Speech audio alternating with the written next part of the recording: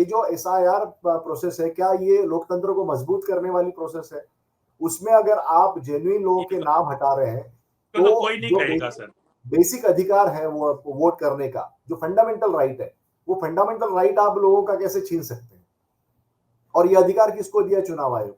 चुनाव आयोग पे कोई उंगली उठाता है तो सबसे पहले बीजेपी के प्रवक्ता बोलते हैं, चुनाव आयोग का प्रवक्ता बाद में बोलता है। तो इससे ये संदेह और यह शक जो है वो और गहरा होता जा रहा है कि जो भी चीजें चुनाव आयोग कर रहा है वो सिर्फ बीजेपी के फायदे के लिए कर रहा है। दोस्तों नमस्कार, आप देख रहे हैं अपना चैनल न्यूज नशा। मैं हूं महेश गुप्ता।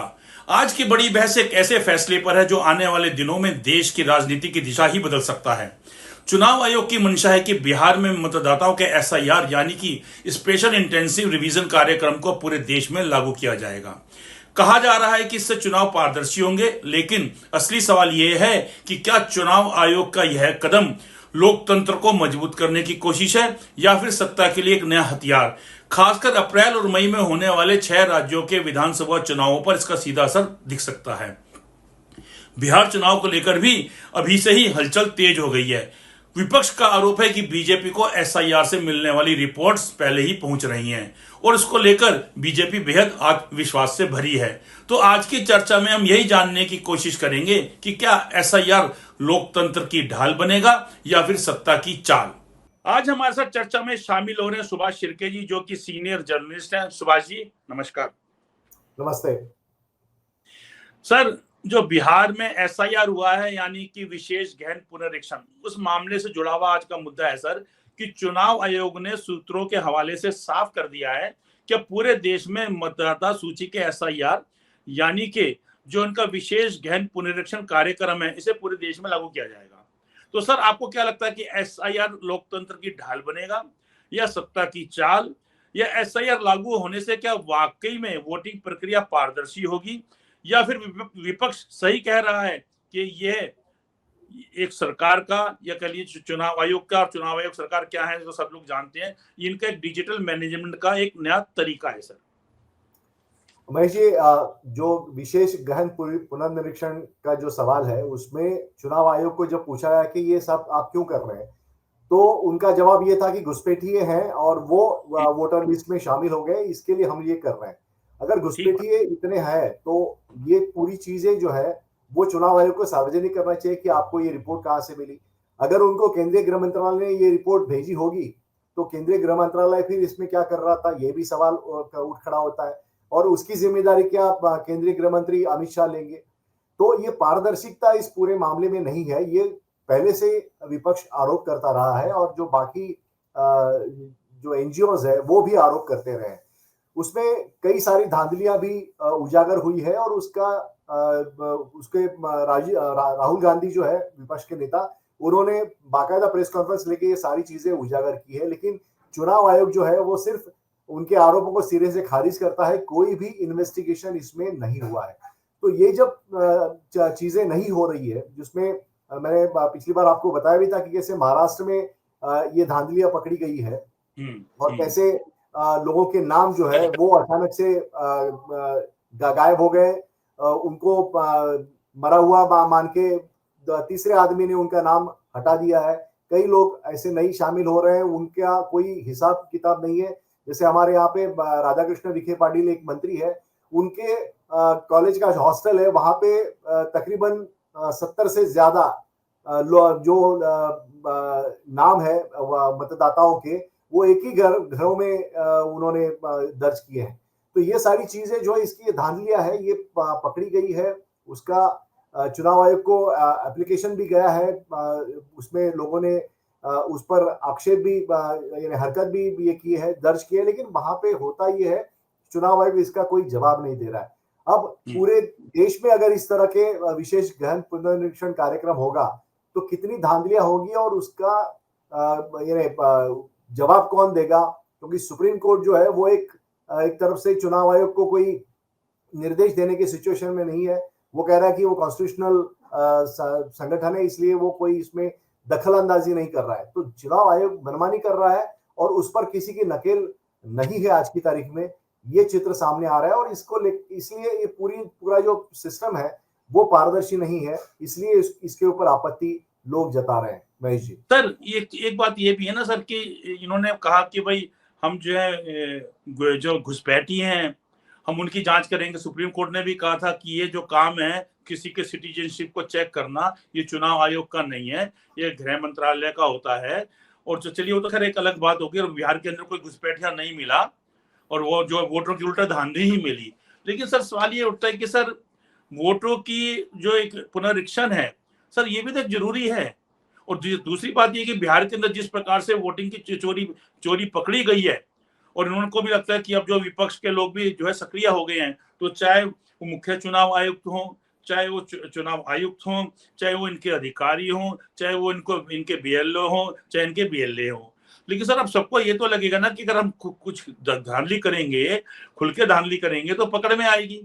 और सर वो दिक्कत भी हो जाती है। और कर्नाटका में आप देखेंगे कि वहां पे तो मुकदमा दर्ज है बकायदा। वो अलग बात है कि 18 बार जो है कर्नाटक की जो पुलिस है सीआईडी, उन्होंने चुनाव आयोग से डाटा मांगा, चुनाव आयोग नहीं दे रहा है, लेकिन सर देना तो पड़ेगा, अदरवाइज जो कोर्ट में एप्लीकेशन लगा देंगे, क्योंकि एफआईआर दर्ज है। अगर एफआईआर दर्ज नहीं होती है तो इंक्वायरी के ड्यूरिंग इंक्वायरी आप किसी को बाध्य नहीं कर सकते नोटिस भेज के बुलाने के लिए, वो आए आए ना आए ना आए। लेकिन अगर एफआईआर दर्ज हो चुकी है तो फिर तो सर अगर वो नहीं आता है तो कोर्ट से परमिशन हो जाती है, दिक्कत आ जाती है, तो उनको डाटा तो देना पड़ेगा सर। और उसके अंदर जो है क्योंकि वहां पे वो डिलीट हुए थे, मोबाइल के थ्रू डिलीट हुए थे, मोबाइल नंबर गलत डाला गया था, तो धांधली तो हुई है सर। तो इसमें अगर जब पूरी चेन खुलती है तो सर चाहे कोई अधिकारी बीच में शामिल हो, चाहे कोई इंडिपेंडेंट आदमी शामिल हो, सर मुकदमा दर्ज होगा और वो जेल भी जाएगा। तो जिस प्रकार से बिहार में इन्होंने मेहनत की है, विपक्ष ने, खास करके राहुल गांधी ने, उनकी टीम ने बड़ी मेहनत की है, तो सर ये चुनाव आयोग को तो दिख रहा है। तो हम ये मानते हैं कि सर जो धांधली है और ये पकड़ ही रहे, तो इतनी धांधली अब नहीं हो पाएगी कि एक ही घर के अंदर जो है 100 वोट बन रहे हैं। लेकिन सर हर चीज का एक सर पुनरीक्षण हो या निरीक्षण हो, ये भी तो सर जरूरी है। अगर ये होता है तो सर उसमें फिर दिक्कत क्या है, तो जरूरी है सर। क्योंकि आप ये देखिए कि पुराने भी वोट कटे हुए हैं, तो हमने जो गडकरी जी हैं उन्होंने एक पत्रकार के सामने कहा था कि मेरे कॉन्स्टिट्यूंसी में 2.25 लाख वोट कटे हैं, मेरे परिवार के कट गई है। बात तो गडकरी जी कह रहे थे। और गडकरी जी के और गुजरात के जो हमारे 2 बंधु हैं उनके क्या संबंध है, सब जग जाहिर है। तो उन्होंने गडकरी जी को नुकसान पहुंचाने की कोशिश की गई। वो अलग बात है कि उनका मार्जिन इतना ज्यादा था कि 2.25 लाख की जो धांधली हुई उनके साथ, उसके बावजूद भी वो अपना मार्जिन निकाल गए। लेकिन सर ये भी तो जरूरी है ना सर कि एक निरीक्षण या पुनरीक्षण ये तो होना ही चाहिए।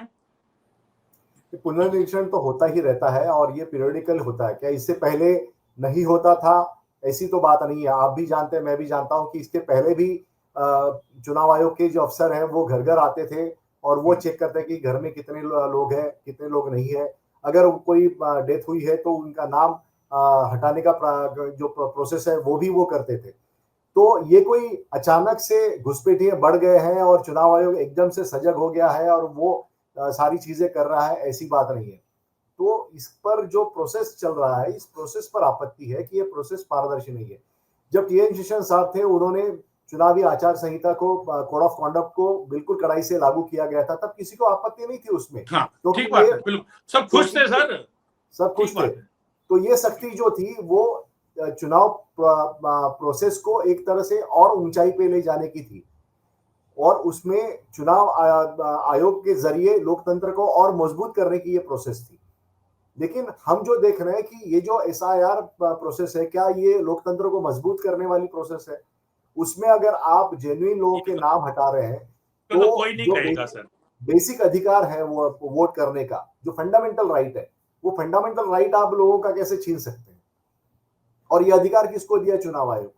तो उन लोगों को कोई यानी उनका कोई सुध लेने वाला कोई है नहीं। उनके चुनाव आयोग के पास कंप्लेन की गई तो उस पर सुनवाई नहीं हो रही है। सबसे बड़ी हमारे दिक्कत यहाँ तो पे यही। तो नवंबर 2024 में जो चुनाव हुए थे उस पर इतने सारे पिटिशंस हुए हैं, उसके उसके ऊपर अभी तक चुनाव आयोग ने कोई संज्ञान नहीं लिया है। हमारे यहाँ पे जो वोट की चोरी, क्या हमारे यहाँ पे पूरी सरकारी चोरी हो गई है, तो उस पर अभी तक पूरी तरह से सुनवाई नहीं हुई है। तो ये जो पूरा मामला है चुनाव आयोग की निष्पक्षता पर संदेह दिखाता है और इसलिए चुनाव आयोग जो भी करेगा वो किसी के फायदे के लिए होगा, लोकतंत्र को मजबूत के लिए नहीं होगा, ऐसा अविश्वास चुनाव आयोग के ऊपर है। और मुझे लगता है कि इसको एड्रेस चुनाव आयोग ने करना चाहिए। भाई जी सर ये बिल्कुल साफ कह रहे हैं आप कि सर अगर कोई एक शराब की बोतल है ना सर, और उस बोतल में से शराब निकाल के हम पी गए, लेकिन अगले दिन अगर उसमें हम रूह अफ़ज़ा का पानी मिक्स करके भी लेके जा रहे हैं ना सर, बैग में रखे हुए हैं, तो पुलिस वाला जब बैग चेक करेगा तो कतई नहीं मानेगा वो कि इसमें रूह अफ़ज़ा का पानी है। तो सर स्थिति यही हो चुकी है कि जो चुनाव आयोग है, आपने बिल्कुल ठीक कहा कि चाहे वो अच्छा करे चाहे बुरा करे, लेकिन जो पिछले कुछ सालों में चुनाव आयोग ने जिस प्रकार से किया है और जिस प्रकार से कर रहा है, तो आगे सर वो बिल्कुल पाक साफ हो जाएगा, दूध का धूला धुल जाएगा, गंगा जी में नहा के अपने पाप धुल जाएंगे उसके। ऐसा सर किसी को नहीं लगता। वाकई में इस बात से हम बिल्कुल सहमत हैं। लेकिन सर अब आगे हम बढ़ते हैं कि सर बिहार का जो चुनाव है, इसको लेकर चर्चा है कि बीजेपी को जो एसआईआर से डाटा मिले हैं, वो रिपोर्ट्स बीजेपी के लिए काफी बेहद पॉजिटिव हैं। क्या है सर, ये लोकतंत्र की निष्पक्षता पर सीधा सवाल नहीं है सर? ये वही आपकी इस दिशा में मैं आगे बढ़ाऊं।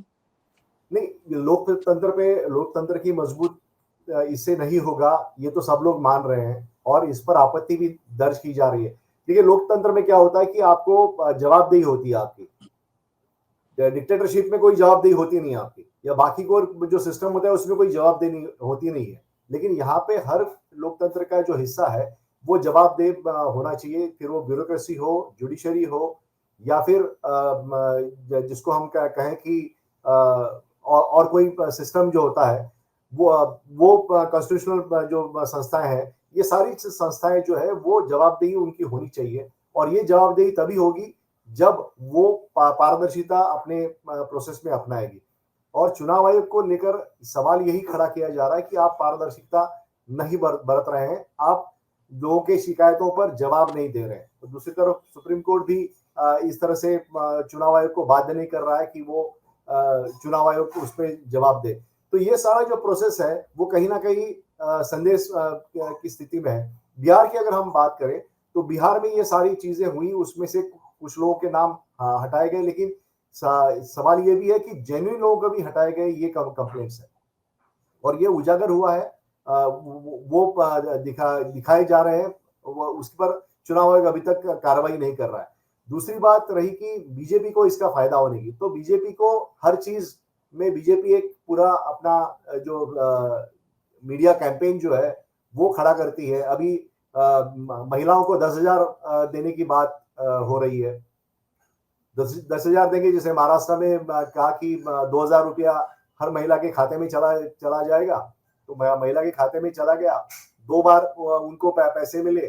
तीसरी बार बीजेपी जीत के आई तो लोगों ने क्या निष्कर्ष निकाला कि चूंकि महिलाओं के सारे वोट भारी मात्रा में बीजेपी को मिले, इसलिए बीजेपी जीत के आ गई। लेकिन 73 लाख लोग 6 बजे के बाद जो लाइन में दिखाए गए और उनका वोट जो पड़ा, उस पर जो संदेह निर्माण हुआ था, उसका किसी ने संज्ञान नहीं लिया। उसकी किसी ने जांच अभी तक नहीं की है कि ये लोग कौन है, क्योंकि चुनाव आयोग ने उसके पहले अपने सारे नियम जो है वो चेंज कर दिए कि उन्होंने कहा कि हम वीडियो रिकॉर्डिंग जो है वोटिंग सेंटर की वो हम नहीं देंगे। बाकी जो फॉर्म 17 वाला जो मामला है वो भी पूरी तरह से पारदर्शिता उसमें नहीं बरती गई है।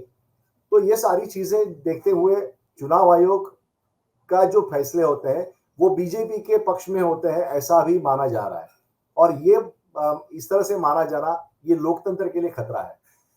बीजेपी खुद इसके बारे में साफ सफाई देते हुए नजर नहीं आती, क्योंकि जो चुनाव आयोग पे कोई उंगली उठाता है तो सबसे पहले बीजेपी के प्रवक्ता बोलते हैं, चुनाव आयोग का प्रवक्ता बाद में बोलता है। तो इससे ये संदेह और यह शक जो है वो और गहरा होता जा रहा है कि जो भी चीजें चुनाव आयोग कर रहा है वो सिर्फ बीजेपी के फायदे के लिए कर रहा है। सर, क्या आप इस बात से सहमत है कि विपक्ष का कहना है कि अगर चुनाव आयोग इतना पारदर्शी है, जो कि उसका दावा है, हम नहीं कह रहे, चुनाव आयोग कहता है, और साथ ही साथ भाजपा भी कहती है कि कोई भी आरोप चुनाव आयोग पर लगता है तो कूद कर भाजपा बीच में आ जाती है, भाजपा के मंत्री बीच में आ जाते हैं, जबकि वो खुद कहते हैं कि चुनाव आयोग संवैधानिक संस्था है। लेकिन जो है सबसे ज्यादा परेशानी भाजपा के नेताओं को हो जाती है। तो सर विपक्ष का कहना है कि अगर चुनाव आयोग का दावा है कि इतना पारदर्शी है, तो सर फिर एसआईआर का जो सिस्टम है उसका खुला डेमो क्यों नहीं किया गया? क्या सरकार और आयोग को भरोसे की कमी है? कहता सर चोर की दाढ़ी में तिनका। देखिए, चुनाव निष्पक्ष नहीं होना ये बनाना रिपब्लिक के जैसे देश है वहां पे होता है। पुतिन साहब रशिया के प्रेसिडेंट, वो कैसे प्रेसिडेंट बने, उन्होंने सारे अपने विरोधियों को जेल में डाल दिया या फिर जो बाकी पार्टियां हैं उन पर पाबंदी लगा दी और जो उन्होंने चुनाव किया वो जीत गए। कहने को तो लोकतंत्र है वहां पे, लेकिन क्या वो पारदर्शी है? तो पारदर्शी नहीं है। क्या हम ऐसा ही भारत में चाहते हैं? अब तक जितने चुनाव हो गए उसमें कई विवाद रहते होंगे, लेकिन इस तरह से पारदर्शिता की जो प्रक्रिया है उस पर पूरी तरह से शक होना ये पहली बार हो रहा है मुझे लगता है, और इसका पूरा फायदा बीजेपी को हो रहा है। और यही चीजें हम अमेरिका में भी देख रहे हैं कि पिछली बार जब ट्रम्प साहब हारे हुए थे तो उन्होंने कहा कि नहीं जी वो गलत वोटर्स या फिर बोगस वोटर्स थे, इसके कारण ये सारा हो गया। फिर उन्होंने जो वोटर की प्रक्रिया शुरू की गई उसमें कई सारे नाम हटा दिए और उसके बाद जो हुआ उसमें रिपब्लिकन पार्टी को फायदा हो गया। तो इस देश में भी यही चल रहा है। और इसमें अगर लोकतंत्र के बाकी जो संस्थाएं हैं, जो जो जुडिशरी है और ब्यूरोक्रेसी है, इन्होंने भी अगर वहां पे कुछ संज्ञान नहीं लिया तो मुझे लगता है कि बनाना रिपब्लिक जैसी हालत हमारी भी हो जाएगी।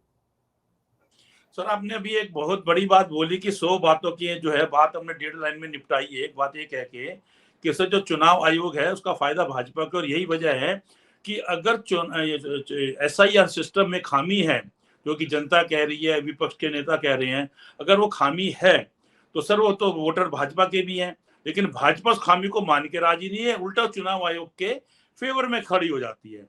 तो सर अगर आप कहीं सड़क पे जा रहे हैं और आपके किसी से कोई कहासुनी हो रही है और आप मेरे लिए अनजान है, लेकिन अगर मैं आपके पीछे बैकिंग में खड़ा हो जाता हूं तो उसका मतलब मैं आपकी बात से सहमत हूं, या फिर ये कि आप मेरे जानकार थे और मैं पब्लिक के सामने अनजान बन गया, और आप जानकार है लेकिन आपको अनजान बनकर प्रोटेक्ट करके भीड़ में से निकाल लाया। तो सर वही भाजपा कर रही है सर, कि अनजान बनती है लेकिन जो है वो पूरी तरह से चुनाव आयोग के फेवर में खड़ी हो जाती है। जैसा कि आपने बोला कि इसका लाभ भाजपा को है, तभी भाजपा जो है वो चुप्पी साध जाती है। तो सर क्या SIR का जो सिस्टम का सबसे बड़ा असर ग्रामीण और गरीब मतदाताओं पर पड़ेगा सर, जिनकी पहचान और अधिकार अक्सर चुनावी रणनीति में सबसे ज्यादा प्रभावित होते हैं। तो SIR है सर कुल मिला के, जैसे कि हम बिहार में भी देखें कि बहुत मैक्सिमम लोग हैं, उनके बेटे हैं दूसरे राज्यों में चले गए, वहां पे नौकरी कर रहे हैं, मजदूरी कर रहे हैं। तो सर जो भी आदमी मजदूरी कर रहा है, मजदूरी मजदूरी होती है, वो कोई नौकरी नहीं है। आज 15 दिन यहाँ पर है, 2 महीने को यहाँ पर है, 1 महीना वो फलां ठेकेदार के पास है, तो सर वो अपना मतदाता सूची में वहां थोड़ी ना नाम ऐड करेगा, नाम तो अपने घर में करेगा। लेकिन यहाँ पे इसी बात से नाम भी काटे जा रहे थे, और काटने वालों में भी आगे के विशेष समुदाय के काटे गए थे। तो सर ये वाली बात है कि जो SIR का सिस्टम है, क्या लगता है कि आपको सर अगर ये आगे भी बढ़ता रहेगा और राज्यों में भी चलेगा तो इसका सबसे अधिक नुकसान जो है गरीब जनता को होगा, और जो कि सबसे पक्का मतदाता होता है सर।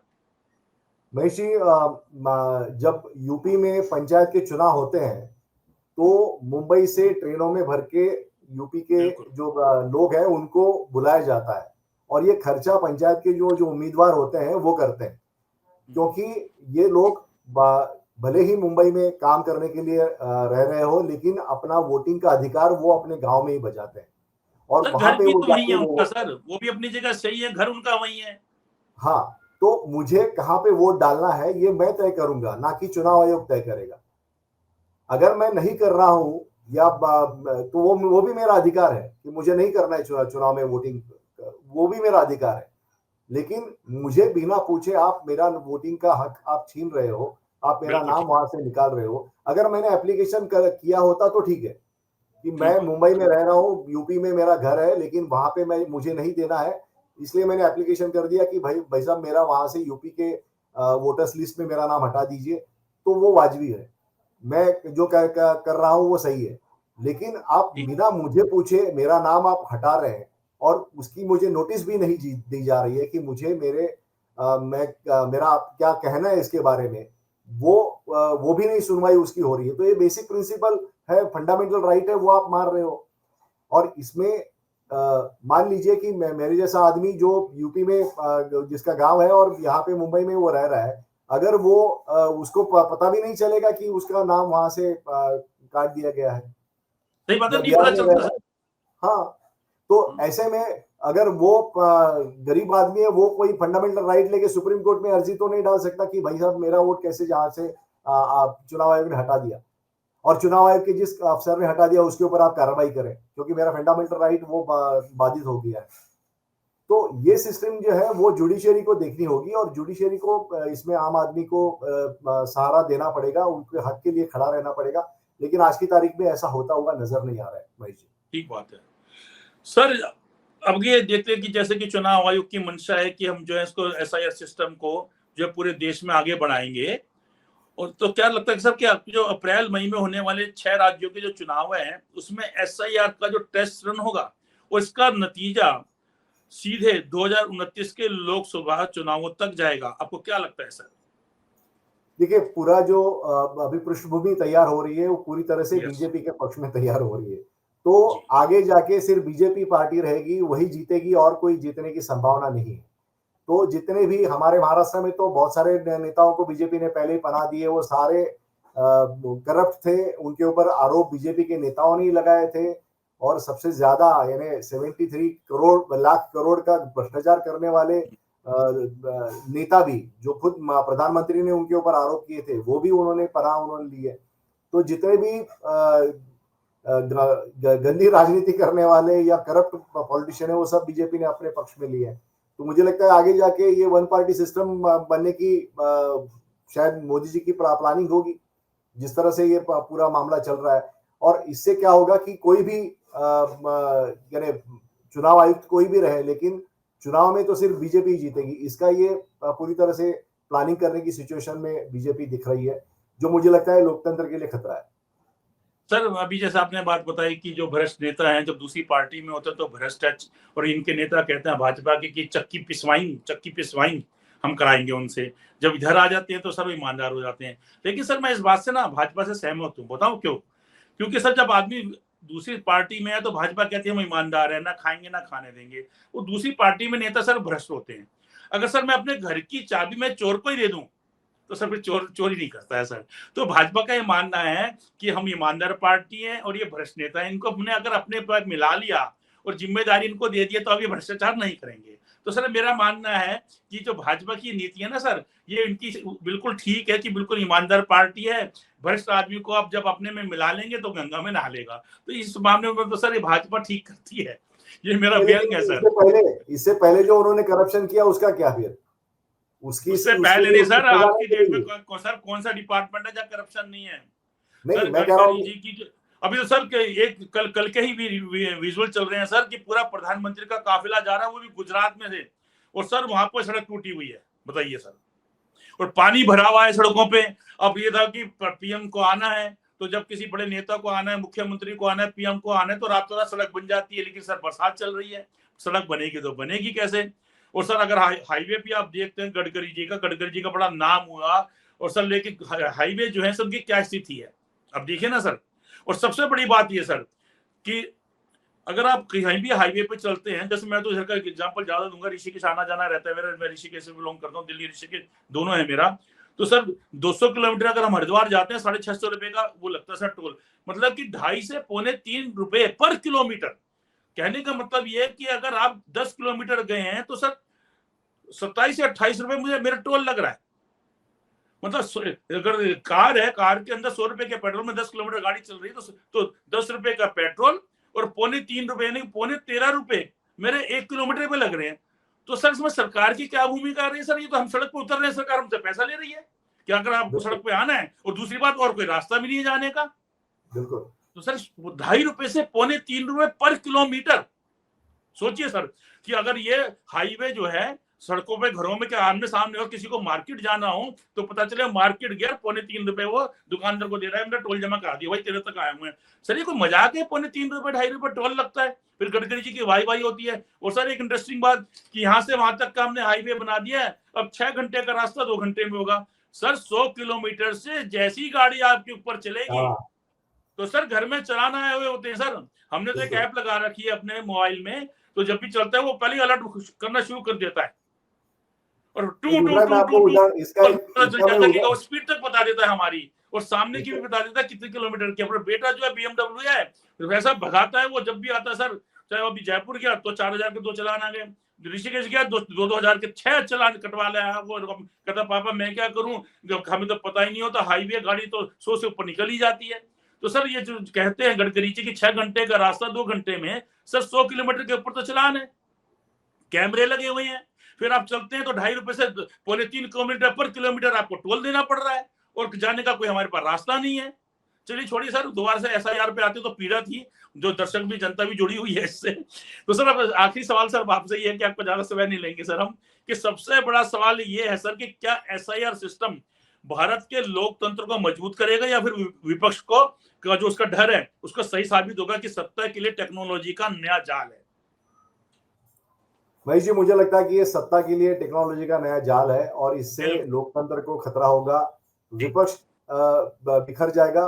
देखिए, लोकतंत्र में एक मजबूत विपक्ष हमेशा जरूरी होता है और इसलिए भारत के पहले प्रधानमंत्री, वो इतना बड़ा मैंडेट उनके पास था, लेकिन फिर भी उन्होंने विपक्ष के नेताओं को मजबूती दी थी। इंदिरा गांधी का उदाहरण सबके सामने कि उन्होंने अटल बिहारी वाजपेयी जी को 1971 के युद्ध के बाद, युद्ध से पहले वहां पे यूरो में भेजा था। भारत की जो भी डिफेंस है वो वहां पे यूएन में बताने के लिए। तो ये जो चीजें आज की तारीख में मोदी जी किसी को करेंगे, विपक्ष के नेताओं को भेजेंगे, ऐसा कुछ सवाल पैदा ही नहीं होता। वो हर जगह पे खुद जाएंगे, मंत्रियों को भी नहीं भेजते हो। तो ऐसे में ये जो सारा सिस्टम है, मुझे लगता है कि पूरी तरह से लोकतंत्र को खोखला करेगा। बिल्कुल ठीक बात है सर। चलिए सर, आपका बहुत समय लिया, आज की चर्चा को समाप्त करते हैं और जल्दी एक नए मुद्दे को लेकर सर आपसे फिर जुड़ेंगे। नमस्कार सर। और आप हमसे जुड़े रहने के लिए सब्सक्राइब करें YouTube पर, फॉलो करें Twitter पर और लाइक करें Facebook पर। और ज्यादा जानकारी के लिए आपको टाइप करना होगा सिर्फ न्यूज नशा।